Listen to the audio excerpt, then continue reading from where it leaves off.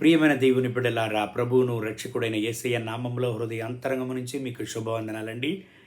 అపోస్తుల కార్యములు 1వ అధ్యాయం 8వ వాక్యాన్ని చదువుకుని ఈరోజు కొరకు మనము ప్రార్థన చేద్దాం. అయినను పరిశుద్ధాత్మ మీ మీదికి వచ్చినప్పుడు మీరు శక్తి నొందెదరు గనుక మీరు యెరూషలేములోను యూదయ సమరయ దేశముల యందంతటను భూదిగంతముల వరకును నాకు సాక్షులయ్యుందురని వారితో చెప్పెను. ప్రియమైన దేవుని బిడ్డలారా, దేవుని వాగ్దానాన్ని చూడండి. పరిశుద్ధాత్మ శక్తి మన పైన వచ్చినప్పుడు మనము దేవుని యొక్క శక్తిని పొందుకుంటామంట, దేవుని యొక్క బలాన్ని పొందుకుంటామంట. అంత మాత్రం కాదు, దేవుని కొరకు గొప్ప సాక్ష్యంగా నిలబడతాము అని దేవుని వాక్యం మాట్లాడుతున్నది. ప్రియమైన దేవుని బిడ్డలారా, ఈ చివరి రోజులలో మనం జీవిస్తున్నాం. దేవుని యొక్క బిడ్డలను బలహీనపరచడానికి, దేవుని బిడ్డలకు విరుద్ధంగా క్రియ చేసి దేవుని యొక్క బిడ్డల యొక్క సాక్ష్యాలను చెడపడానికి అనేక మార్గాలలో శత్రువు క్రియ చేయడాన్ని మనం చూస్తున్నాం. దేవుని బిడ్డలారా, ఈ చివరి రోజులలో దేవుని కొరకు ఒక దేవుని బిడ్డ ఒక గొప్ప సాక్ష్యంగా నిలబడడం ఒక గొప్ప సవాలుగా ఉంటున్నది. ఎందుకంటే అనేక పోరాటములను శత్రువు తెచ్చి దేవుని బిడ్డలను బలహీనపరిచి, ఏ పరిస్థితిలో ఏ యొక్క మార్గంలో అయితే బలహీనతను తెస్తే వాళ్ళు పడిపోతారని శత్రువుకు తెలుసు. కాబట్టి బలహీనతలను తెచ్చి వాళ్ళ సాక్ష్యంగా నిలవకూడదని అనేక పోరాటాలను శత్రువు తెచ్చేటువంటి యొక్క విషయాలను మనం ఈ యొక్క చివరి రోజుల్లో సమాజంలో చూస్తున్నాం. అవును ప్రియమైన దేవుని బిడ్డలారా, మీ యొక్క ఆత్మీయ జీవితంలో మీరు ఎలాగుంటున్నారు? మీరు బలంగా ఉంటున్నారా? అవును ప్రియమైన దేవుని బిడ్డలారా, ఈ ఉదయకాల సమయంలో ఈ దేవుని వాగ్దానాన్ని మీరు వింటున్నారు. మీ యొక్క ఆత్మీయ జీవితం ఎలాగుంటున్నది? అయ్యో, ఎందుకు ఇటువంటి బలహీనతలు నేను అనుభవిస్తున్నాను?